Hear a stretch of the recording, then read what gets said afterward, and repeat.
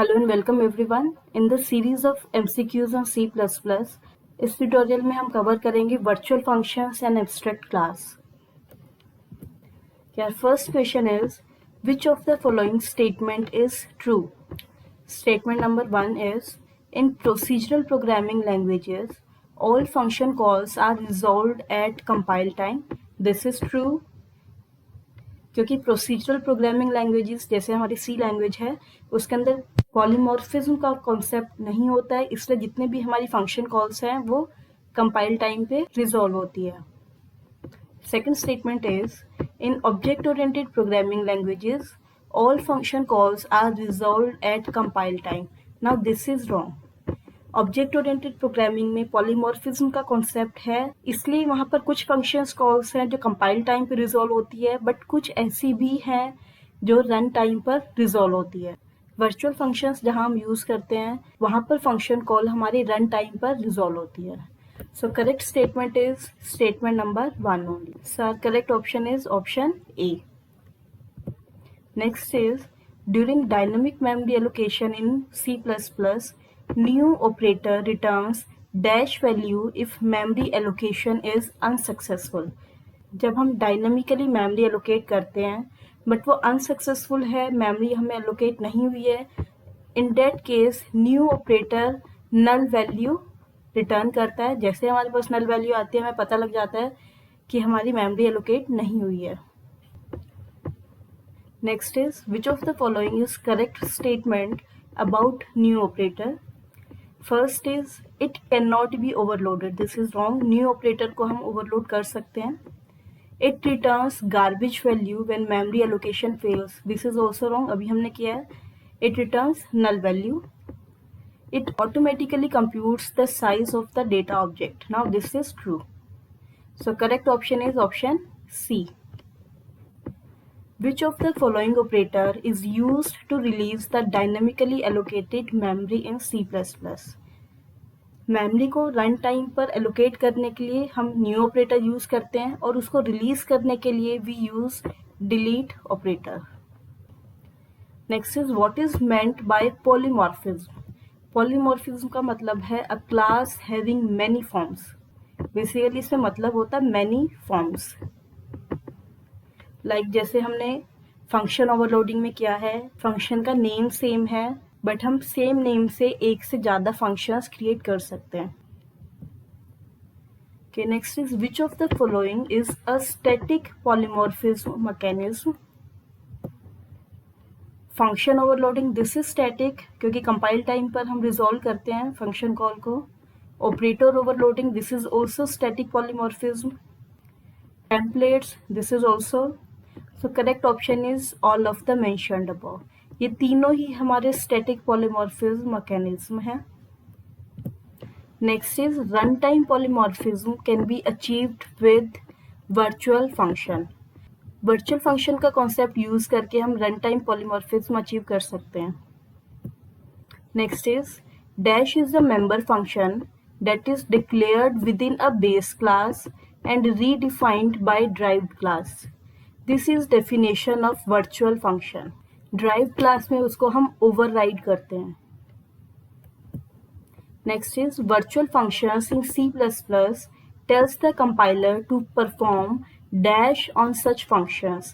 Static binding, late binding, compile time binding, no binding. Its correct answer is late binding.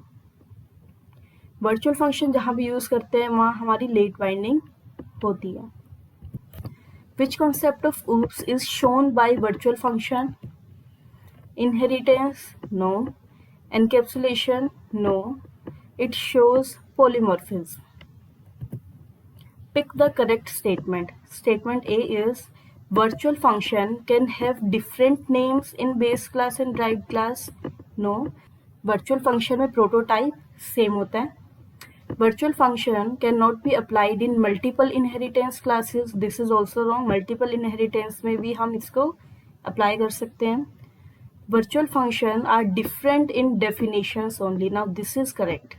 Prototype जितने भी हमने virtual function बनाए हैं सबका सेम होता है, सिर्फ और सिर्फ उनकी डेफिनेशन डिफर करती है।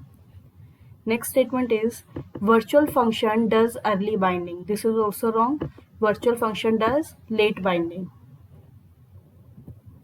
Pick out the correct statement about the override. Overriding has different names and it refers to a derived class. Wrong. Name हमारा same होता है. Overriding has different names. This is also wrong. Overriding refers to a derived class. No. Overriding refers to a derived class function that has the same name and signature as base class virtual function. This is correct. जैसे हमारा overloading होता है but उसमें हमारा signature differ करता है overloading के case में, but in case of overriding name and signature दोनों सेम होते हैं, सिर्फ और सिर्फ हमारी डेफिनेशन डिफर करती है. Next is when a virtual function is redefined by the derived class, it is called overriding. A virtual function is a function that expects to be overridden in a derived class.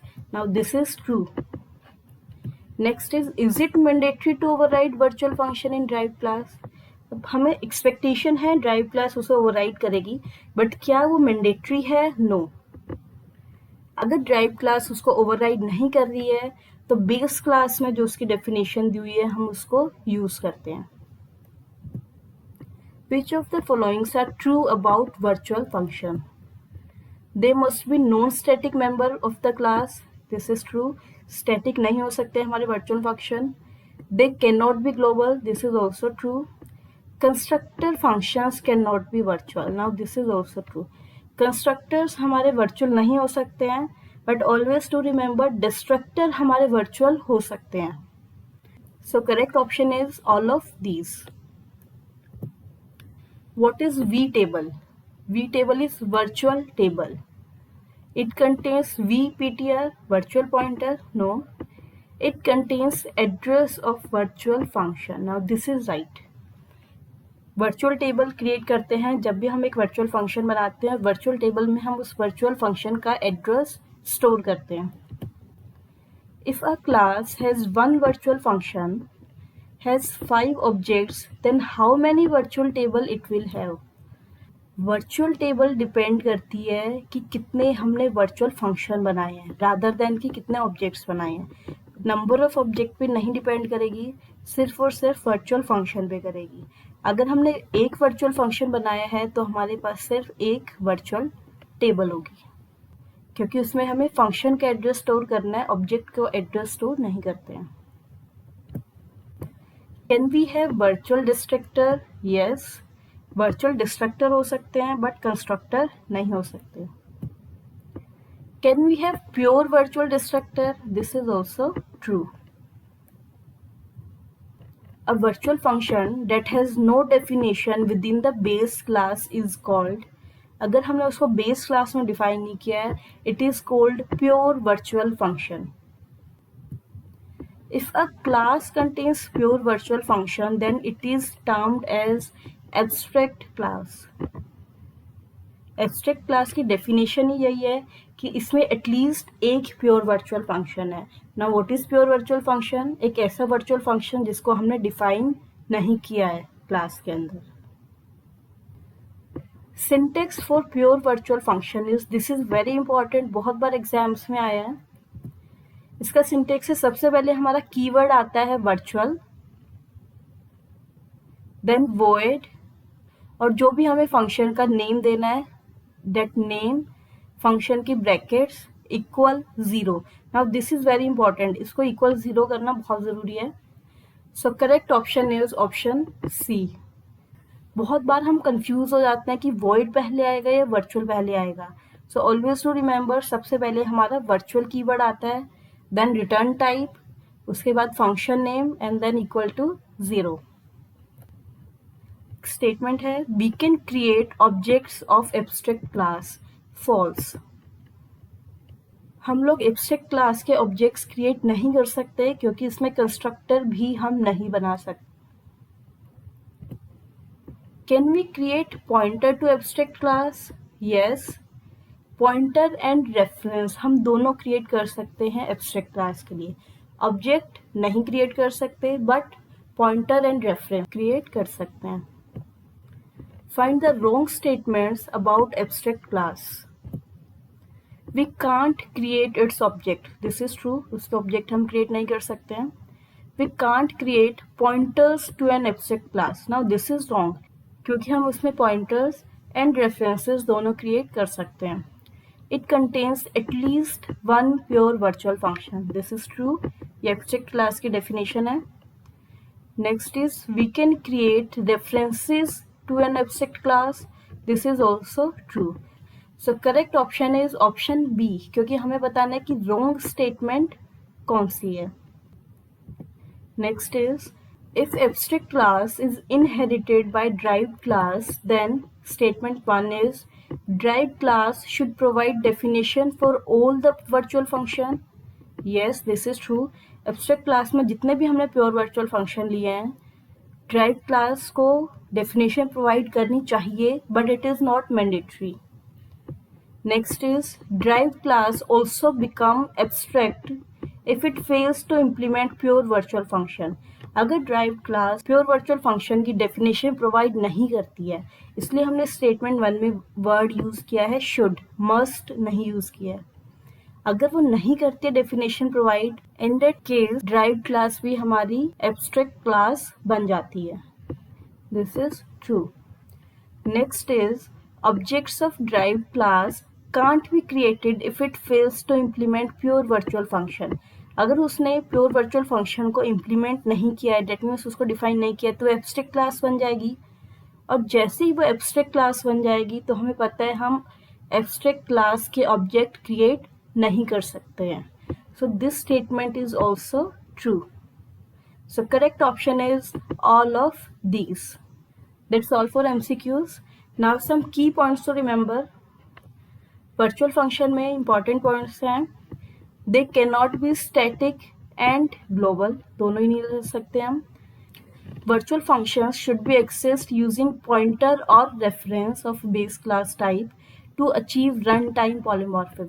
जब भी हमें runtime polymorphism achieve कर रहे हैं virtual function में, उनको हमें pointer और रेफरेंस के थ्रू एक्सेस करना चाहिए. The prototype should be same in base as well as derived class. Now this is the most important. Virtual function में प्रोटोटाइप सेम होती है, फंक्शन का नेम प्लस इट्स सिग्नेचर दोनों same होने चाहिए. हम उनको डिफाइन करते हैं बेस क्लास में एंड ओवरराइड करते हैं ड्राइव क्लास में. यहाँ हमारा कॉन्सेप्ट आता है ओवरराइड का. And it is not mandatory for drive class to override. Drive class को ओवरराइड करना चाहिए but it is not mandatory. और अगर वो ओवरराइड नहीं करता है उस केस में हम बेस क्लास का वर्जन यूज़ करते हैं. अब क्लास में है वर्चुअल डिस्ट्रक्टर. वर्चुअल डिस्ट्रक्टर हम ले सकते हैं बट वर्चुअल कंस्ट्रक्टर नहीं ले सकते. That's all for today friends. I hope you gained something from this video. Thank you so much for watching this video.